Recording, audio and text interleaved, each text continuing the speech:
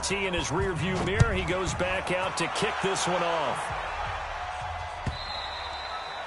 And as we see so frequently here in Colorado, that one over the end line, so it'll come out to the 25.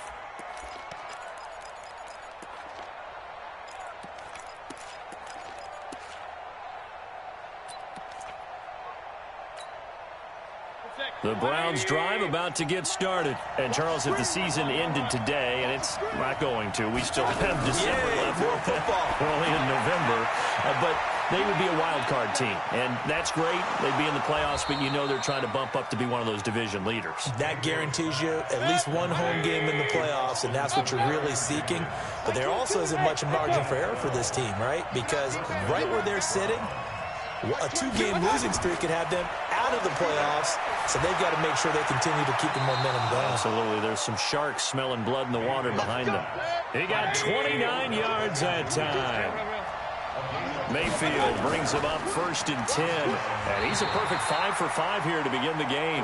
And a short gain down to about the 33. Just a yard on the pickup there, and it'll bring up a 2nd and 9. On 2nd and 9, Mayfield looking, and this is caught. That goes for a gain of 31. The Browns will quickly use their 3rd and final timeout as they'll stop it with just over 40 seconds to go in the first half.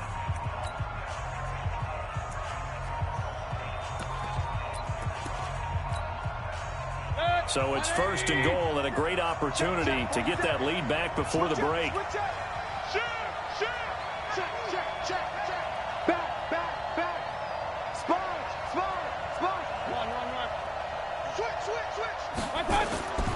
They'll try to run with Hunt, and he'll go backwards, losing yardage to the 5. That's going to go as a loss of 2, and it'll be 2nd down.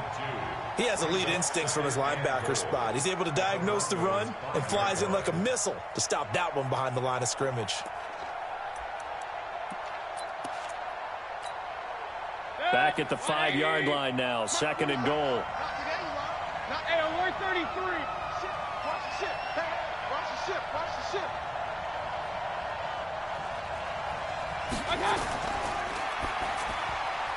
And it's intercepted at the goal line. Able to get there and pick it. And his guys have got it back at the closing stages of the first half.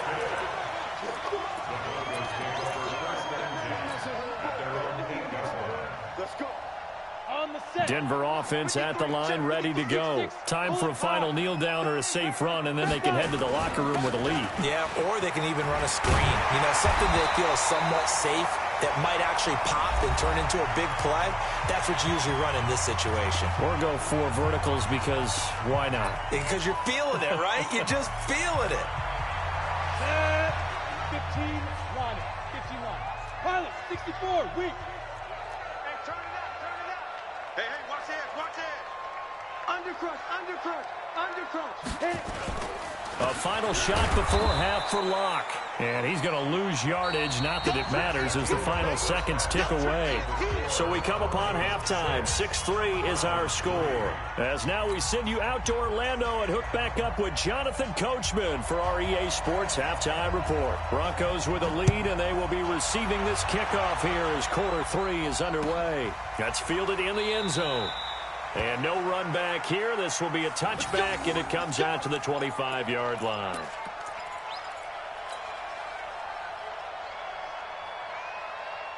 The Broncos onto the field, ready to start their next drive. They have the lead. Now they'll be looking for some separation here as we begin the third quarter. I like the way you term that, because now I think they go a little bit deeper into their playbook. They like what they did in the first half. That worked okay. But in order to get the separation that you just talked about, change things up a little bit. Change your tendencies. Try and hit them a little bit more with some things they didn't see in the first half. We'll see if they do just that.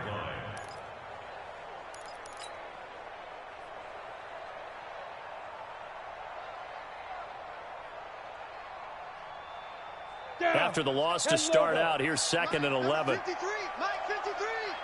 Not here. Now Locke throwing on 2nd down. This is the tight end fan.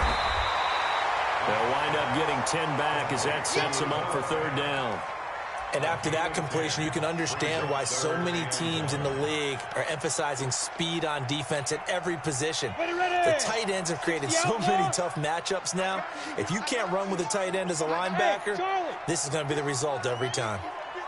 Yes. 53, Mike. Faking the give to Lindsey. Here's Locke. The open man is Shark. It's complete. And he takes this way down deep into Cleveland territory. A big play there on the catch and run. 53 yards. A real field flipper there as all of a sudden they've got a first down in the red zone. Check. Lockie. X3. 218. Chopper. Ready. On 1st and 10, here's Locke. That's complete to Jake Butt. And he's going to be taken down right at the line. No gain there on the completion. 2nd and 10. Well, that was a simple throw and catch, but even with that completion, 0 yards gained, so they're behind schedule on down and distance. I think they were hoping to get it to him. He could make a man or two miss, but that window closed quickly. Had the completed pass, but for no gain, stopped right at the line, so it's 2nd and 10. They look to throw. It's Locke. Escape, and he can't find a receiver, and he's brought down. Myles Garrett in there to get him, and that is sack number 6 now for him on the year. And that's his 2nd sack of the game, but this player, disruptive in all phases, whether he's going upfield, coming underneath, you name it. He's a big-time guy you have to block. Big play coming up. Here's 3rd and 10. I would expect to see some pressure here. On 3rd down. It's Lindsey, and he won't be close to a first down as he runs into a wall right around the line of scrimmage. No gain there on the play, and that's going to leave him with a 4th down. So on 4th down, on comes Brandon McManus and the field goal unit for the Broncos. The kick by McManus is good, and the lead will increase to 6 now. It's 9-3. Well, looking at it from a defensive perspective, that keeps the deficit very, very manageable. You know, all things considered, not a bad job on the defensive side. I would say that you've pointed out something pretty good right there, and that is you actually have both sides happy with that exchange. You know, happy in quotes, of course. One team, hey, we've kept it within range. The other side saying, hey, we put points on the board and did stretch out the lead. Let's see how this one turns out. Yeah, still bottom line, though, 3 points for the opening drive of the 3rd quarter.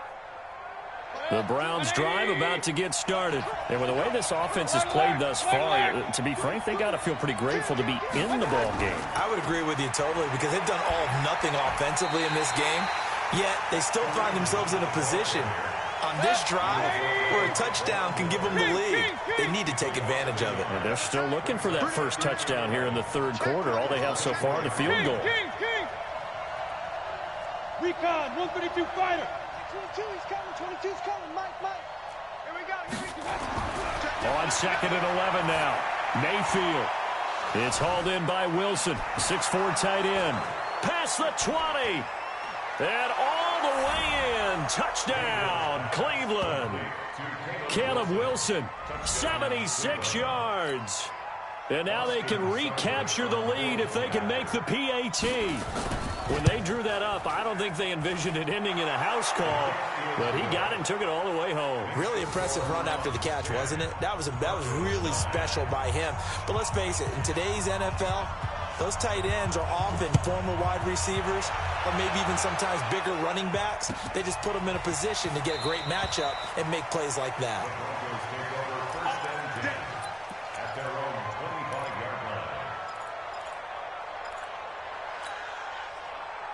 Denver offense at the line, ready to go. Their defense has done the job. Now it's the offense's turn as they've got it 1st and 10. Throwing on 1st down is Locke. That one caught by Gibson. And they get him down, but not before he takes it across the 40-yard line. It'll be a pickup of 16 and a Bronco 1st down. You can see the time and effort and thought that they've put into their passing game because it was evident right there. It looks like a simple pitch and catch, but you and I both know that they have planned for this and worked hard to make it happen. A nice burst there as they'll get about 7 that time on the 1st down run. It's a 7-yard carry to set them up with a 2nd and 3. Well, no matter how they phrase it, staying on schedule, staying ahead of the sticks, whatever you want to call it, 7 yards on 1st down, that fits the bill.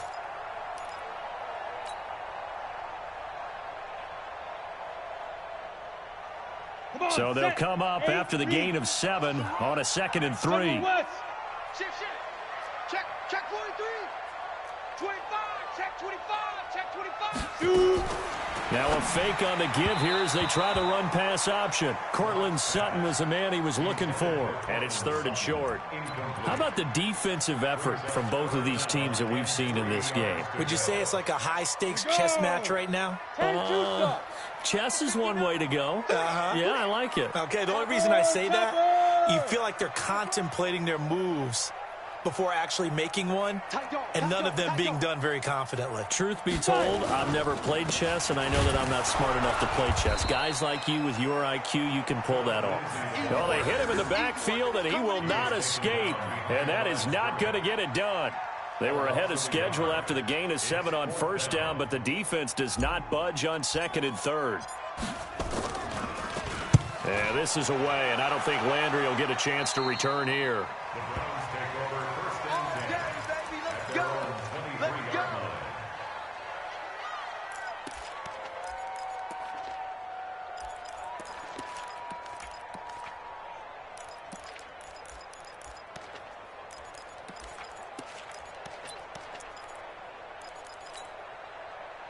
The Browns drive about to get started, and they're hoping to redo their efforts in the last drive when they got into the end zone. And just think of what it's like now on the sideline, because when you score a touchdown, you have to go over and look at the tablet and see what you did on the last drive. When you scored points, it's a whole lot better view than when you're trying to figure out how to fix things there. Credit the tackle to Isaac Yiadom. An opportunity to get a drive started here at the end of the 3rd quarter. What you're trying to do is break the game down a little bit. Don't let your guys see too deep into the game, into the future, and say, oh, we got to get here. No, right here, right in front of them, melt the clock down, get to the 4th quarter, try and keep going. And try to keep that lead. Exactly. Welcome back now to Denver. This one's still anybody's ball game. It's a 1-point difference here as we begin the 4th quarter play. Let's get off the field. Let's get off the field. Oh, he's got a little daylight. And they get him down, but not before he takes it across the 40-yard line. A good pickup there for the Browns, 15 yards. And while we're seeing more and more of these plays come from the college game into the NFL, and that one, it was run with great success, how about the evolution of the offensive linemen? We're seeing less and less big guys who can't move and more guys who are a lot more mobile and can get out in front of that type of a play. Switch. Motion. Mayfield on 1st down. It's caught. Beckel. And he is brought down, but not before reaching the 30. That's good for 28 yards. Not only have they completed a couple on this drive, but they peeled off some pretty good chunks of yardage, too. Absolutely. Great start. 2 nice plays in the pass game. Now can they continue to feed off that? They'll run on 1st down. It's Hunt. Credit him with a 1-yard gain there to make it 2nd and 9. And the trend continues here in the 4th like it was in the 1st, 2nd, and 3rd. He's had nowhere to run. And you're probably thinking to yourself, why do they keep feeding him the football? Well, they trust him first and foremost. They do believe that over time he might actually pop one of these runs. But bottom line is he takes care of the ball well for them, so they'll keep handing it to him. The run only got a yard. Here's 2nd and 9. Regular. They stay on the ground. Again, it's Hunt. And inside the 20 before he's brought down. That'll move the sticks for the Browns, a gain of 12. Well, it is our business to analyze what we saw out there. And on that play, I saw a defense staying in base, not taking a chance, not blitzing, in a situation where they absolutely need the football back. That's either a case of overthinking it or not thinking it through. If you do blitz, do you have to be careful about where you're coming from, or are you just coming from all angles? You have to be careful about where you're coming from, obviously. But at this stage, you have to take a few chances as well. And he is met in his tracks behind the line of scrimmage. It'll be a loss of a yard, and it'll be 2nd and 11.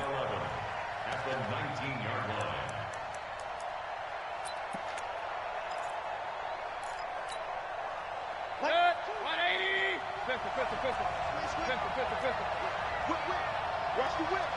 Check. Hey, alert.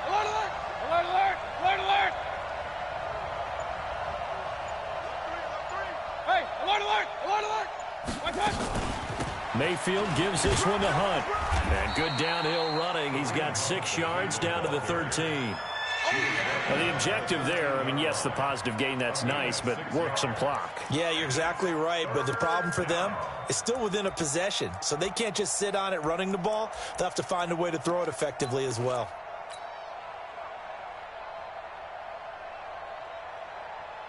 One of the bigger plays in the game thus far. The crowd getting into it as we come up on a big 3rd down.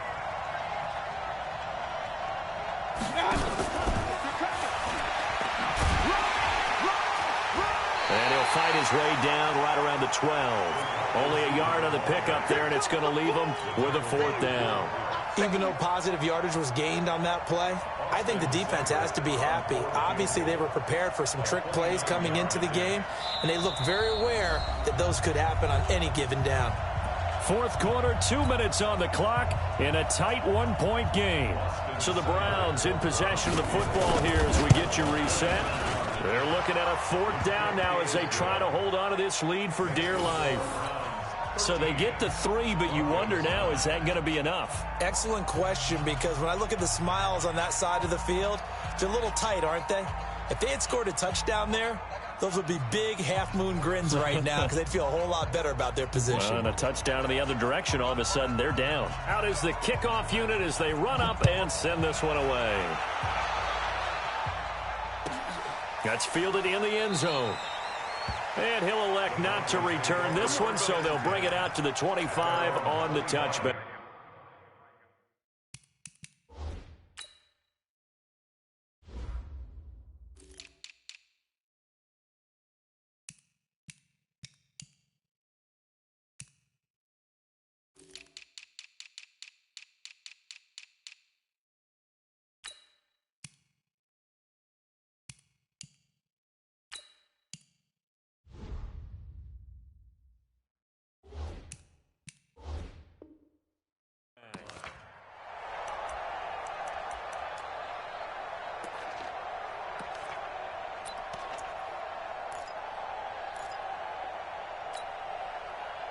The Broncos onto the field, ready to start their next drive. And a tight game after punting last time. See if they can get something going on this drive.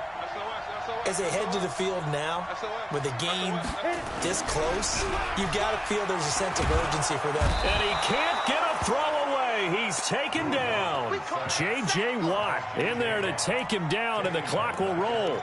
Brandon, I think you understand the type of afternoon this offensive line is having. It is a long one for them. Long for you to spend it with me. Long for them trying to block those guys. They've given up a whole lot of sacks, and the speed and quickness of that defensive line is eating them alive. And, a crusher there as it's intercepted. Picked off at the 20. And that one, it's going to hurt big time. You're in the 2-minute drill trying to get your guys down the field, and it's looking like they're going to come up just short, as this is definitely not his best throw. And it'll wind up being intercepted.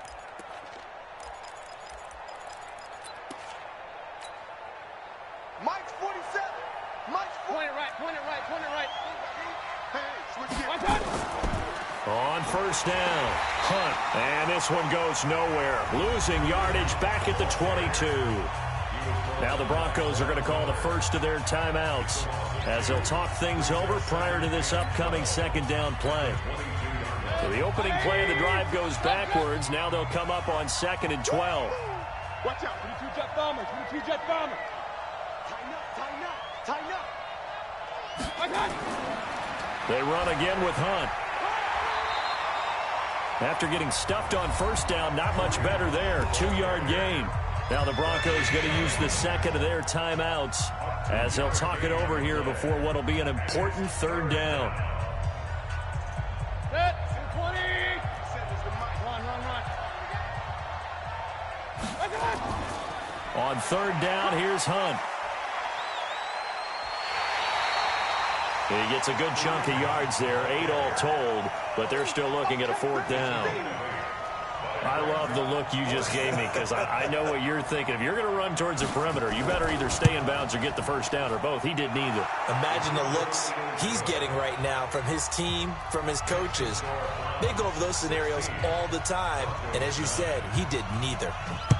Now, from a defensive perspective, though, I think maybe they're saying, hey, we did what we needed to do, kept this a one-score game. Yeah, without a doubt, because they were able to bleed some time off the clock, right? Put themselves in a good position, but it's not out of reach yet, okay? Being able to hold them to a field goal means that they do have a chance to come back and win this game. Coming to you, coming to you. 6-6, pull it high. They'll start on the ground with Lindsey. And from the 25, they work this to the 29, a gain of 4. 2nd and 6, just inside the 30. Hey, team 6. To throw his lock. He's got his big tight end, Fant. He's got this almost to the 40 before going out.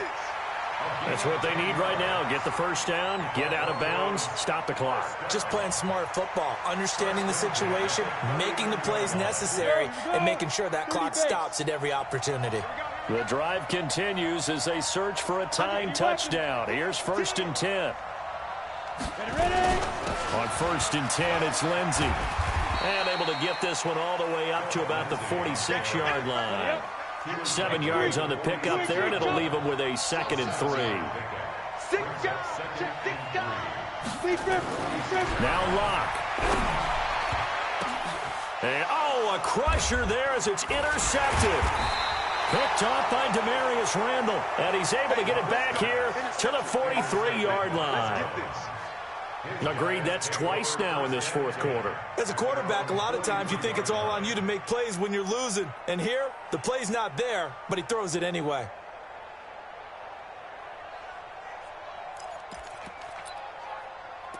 The Browns drive about to get started. And this one all over but the shouting, you might say. Now, there's one timeout remaining defensively, but probably no real need to use it here. Yeah, the only time they would use it, strictly for pride. A bit of an opening there on the first down run as they get this forward for about 6 yards. It's a 6-yard pickup, and it gets them to 2nd and 4. A 6-yard pickup brings up 2nd and 4 at the 50-yard line.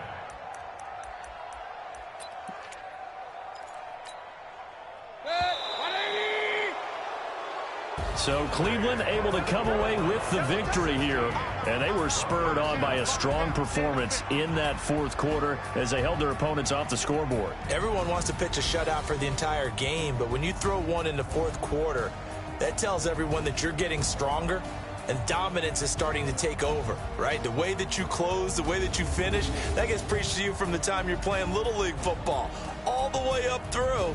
And they closed them out with a big-time performance down the stretch. So for Cleveland, the win will move them to 7-2 now on the year. And they'll have another road date next week with the Cincinnati Bengals.